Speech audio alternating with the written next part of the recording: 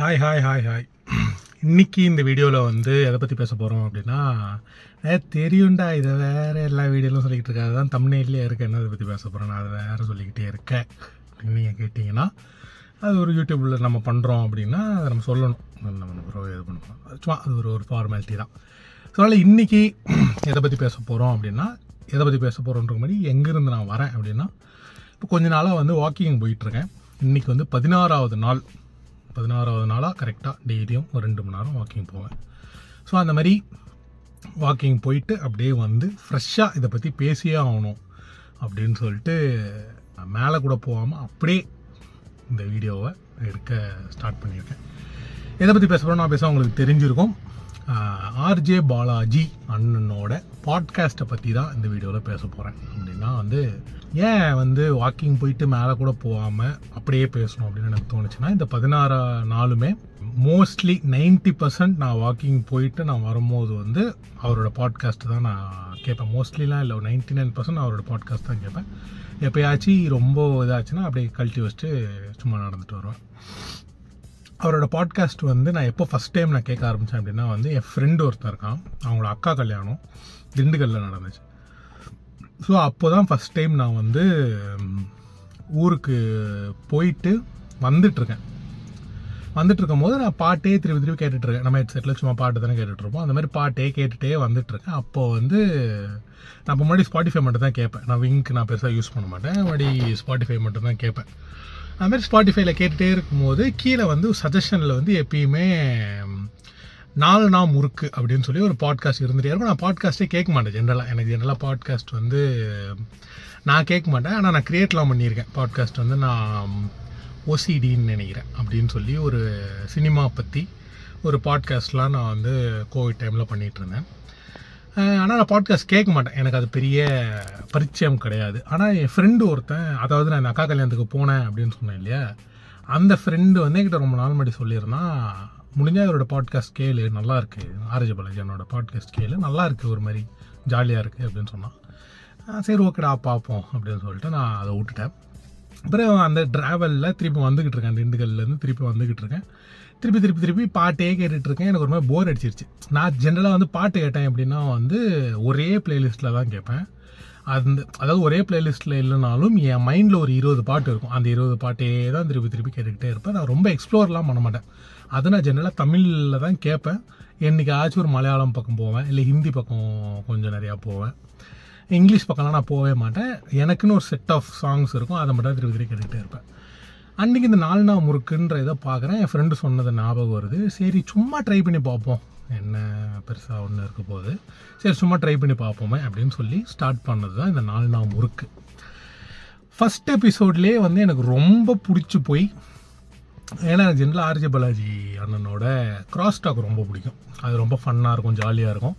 அதெல்லாம் நான் ட்ரை பண்ணி பார்த்துருக்கேன். அதாவது இந்த நடுவில் இந்த சாமியார் மாதிரி பேசிலாம் வந்து ட்ரெண்ட் ஆனாங்க இல்லையா, ஸோ அந்த மாதிரி நான்லாம் பேசி எங்கள் ஊர் வந்து ராம்நாடு சைடில் அப்போல்லாம் வந்து எங்கள் ஊருக்கெலாம் போனால் யாருக்காச்சும் கால் பண்ணி பேசுகிறது அப்படின்னு சொல்லி அது ஒரு செம்ம ஃபன்னான ஒரு டைம். அது இந்த கிராஸ் டாக்கை பார்த்து தான் இன்ஸ்பயர் ஆகி பண்ணது தான் அதெல்லாம்.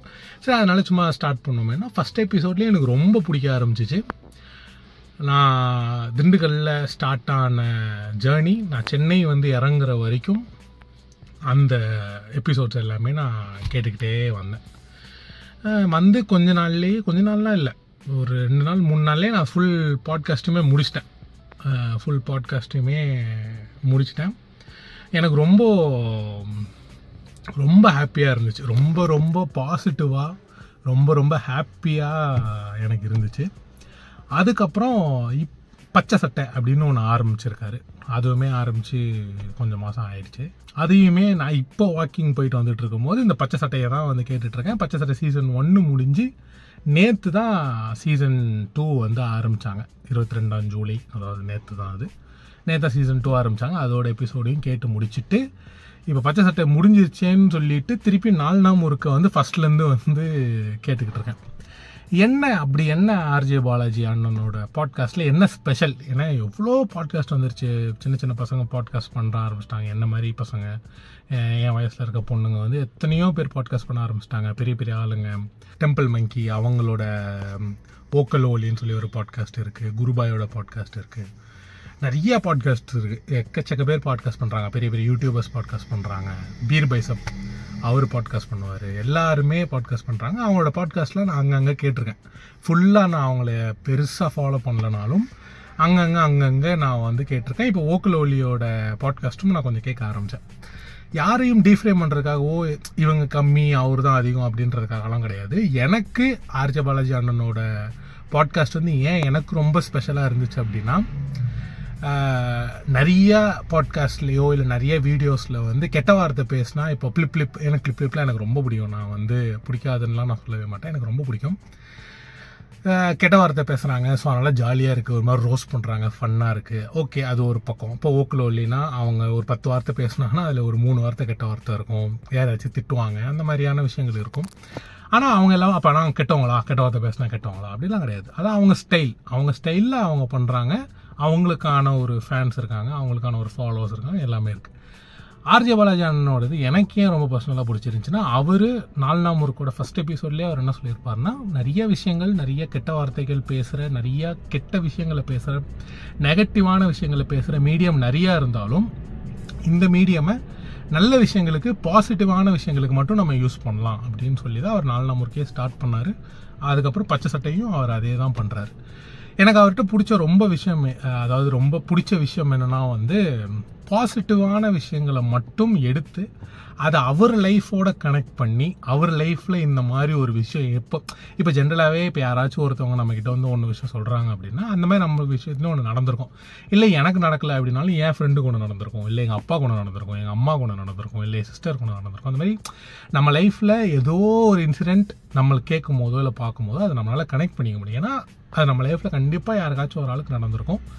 அந்த மாதிரியான ஒரு பாட்காஸ்ட் தான் எனக்கு தெரிஞ்சு ஆர்ஜே பாலாஜி அண்ணனோட பாட்காஸ்ட். இப்போ விஜய் சித்து விலாக்ஸ் வந்து ஏன் இவ்வளோ ஃபாஸ்ட்டாக, ஏன் இவ்வளோ ட்ரெண்ட் ஆயிடுச்சு அப்படின்னு நிறைய பேர் வந்து நிறைய ஷாக்கிங்காக பார்க்குறாங்க. எப்படி இவ்வளோ ஃபாஸ்ட்டாக ஒரு வீடியோ போட்டாலே மினிமம் 1 மில்லியன் வியூஸ் போகுது, மினிமம் 1 to 2 மில்லியன் வியூஸ் போகுது. அது எப்படி அப்படின்னா, நான் என் ஃப்ரெண்ட்ஸோடு இருந்தால் எப்படி இருப்பேன் அப்படின்றது தான் விஜய் சித்து விலாக்ஸ் காட்டுறாங்க. அது அவங்க ஸ்கிரிப்ட் பண்ணுற மாதிரியோ, இது வந்து இப்படி தான் பேசணும் அப்படி தான் பேசணுன்ற மாதிரியோலாம் எனக்கு தெரியல. அப்படியே நார்மலாக ஒரு 4 பசங்க, ஒரு சூர்யான்னு ஒருத்தவர், ஹர்ஷத்துன்னு ஒருத்தவர், விஜய் சித்துன்னு ஒருத்தவர், ஜாலியாக அவங்க ஃப்ரெண்ட்ஸ் மத்தியில் எப்படி இருப்பாங்களோ அதை அப்படியே எடுத்து காட்டுறாங்க. அதை நம்மளால் ஈஸியாக கனெக்ட் பண்ணிக்க முடியுது.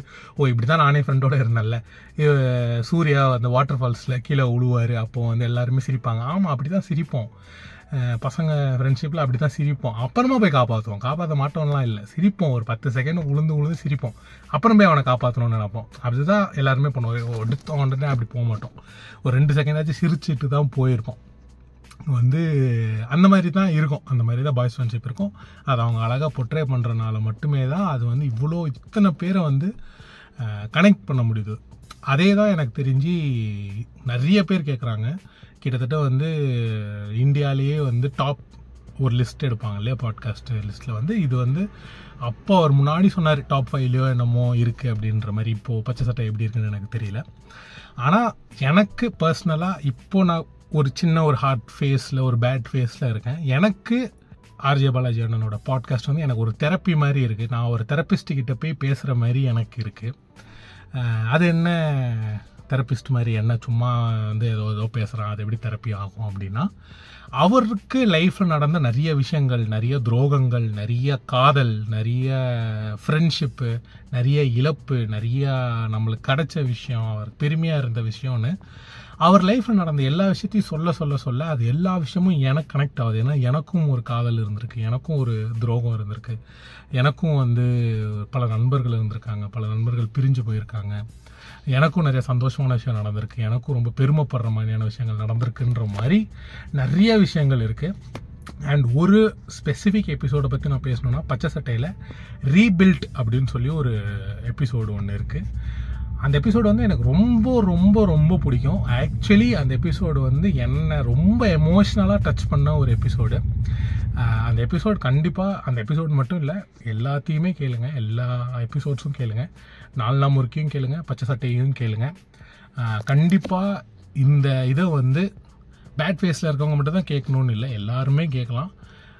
ரொம்ப பாசிட்டிவாக இருக்குது, ரொம்ப சந்தோஷமாக இருக்குது. ஏன்னா அதான் சொன்ன மாதிரி சுற்றி நெகட்டிவாக நிறைய விஷயங்கள், அதாவது நான் மற்ற பாட்காஸ்ட்டை பற்றி பேசலை, ஜென்ரலாகவே நம்ம லைஃப்பில் சுற்றி நிறையா நெகட்டிவாக நடந்துகிட்ருக்க நேரத்தில் இந்த மாதிரி யாரோ ஒருத்தன் உட்காந்து எப்பா இந்த மாதிரி லைஃப்பில் இந்த மாதிரியான பாசிட்டிவ் விஷயங்களும் இருக்குது, அப்படி நெகட்டிவாக இருந்தாலும் அதை பாசிட்டிவாக எப்படி மாற்றலாம் அப்படின்னு அவர் சொல்கிறாரு அப்படின்னா அதை உட்காந்து கேட்கும் போது ரொம்ப அழகாக இருக்குது, ரொம்ப நல்லா இருக்குது. ஏன்னா எனக்கு அவர் ஏதோ என் அண்ணன் மாதிரி இருக்குது. என் அண்ணன் டெய்லியும் உட்காந்து என்கிட்ட உட்காந்து டே இந்த மாதிரிலாம் இருந்துச்சுன்னா இப்படி பண்ணுறா அப்படி பண்ணுறான்னு உட்காந்து யாரோ என்கிட்ட நான் வாக்கிங் போகும்போது அந்த 2 மணி நேரம் இந்த 16 நாளில் நான் ரொம்ப சந்தோஷமாக இருக்கேன். நான் டெய்லி அந்த 2 hours வாக்கிங் போயிட்டு வரும்போது, ஏன்னா அதுக்கு ஆர்ஜே பாலாஜி அண்ணன் தான் காரணம். அவ்வளோ சந்தோஷமாக இருக்குது அவரோட பாட்காஸ்ட் கேட்கும்போது. இன்னும் நிறைய சீசன்ஸ் போகணும். பச்சை சட்டையை அவர் கண்டினியூ பண்ணி அவர் சொல்கிற மாதிரி ஒரு 1000 சீசன் அது போகணும். அதை நான் கேட்டுகிட்டே இருக்கணும். என்ன மாதிரி எத்தனையோ பேர் கேட்குறாங்க, அது எல்லாருமே கேட்கணும். அதான் சொன்ன மாதிரி நான் இப்போ இது முடிஞ்சிருச்சுன்னு சொல்லிட்டு திருப்பி 4 முறுக்க ஃபஸ்ட்லேருந்து கேட்டுட்ருக்கேன். அது முடிஞ்சாலும் திருப்பி பச்சை சட்டை நான் ஃபஸ்ட்லேருந்து கேட்பேன். அதோட ரிப்பீட் வேல்யூ ரொம்ப அதிகம். ஏன்னா வந்து இப்போ எனக்கு தெரியும் அவர் என்ன பேச போகிறான்றது தெரியும் நான் திருப்பி கேட்டாலுமே. ஆனால் அது எனக்கு கனெக்ட் ஆகும் போது, அது எனக்கு ஹிட் ஆகும் போது எனக்கு ரொம்ப சந்தோஷமாக இருக்குது. எனக்கு ரொம்ப பிடிச்சிருக்கு. ஸோ இன்றைக்கி நான் அதான் சொன்ன மாதிரி நான் ஒரு 2 வாரத்துக்கு மேலே இது கேட்டுக்கிட்டே இருக்கேன். ஸோ அது எல்லாருக்கிட்டையும் இதை சொல்லணும். இது நிறைய பேருக்கு இதை பற்றி தெரியாது. பாட்காஸ்ட்னாலே நிறைய பேருக்கு வந்து என்னன்னு தெரியல. ஏன்னா அது நிறைய பேருக்கு அது தெரியல. ஸோ அதனால் இப்படி பாட்காஸ்ட்டுன்னு ஒன்று இருக்குது, அது ஆர்ஜே பாலாஜின்னு ஒருத்தர் பண்ணிகிட்ருக்காரு அப்படின்றது வந்து எல்லாருக்கிட்டையும் போய் சொல்லணும், எல்லார்கிட்டையும் சேர்க்கணும் அப்படின்றதுக்காக தான் இந்த வீடியோ. ஸோ கண்டிப்பாக அவரோட பாட்காஸ்ட் கேளுங்க.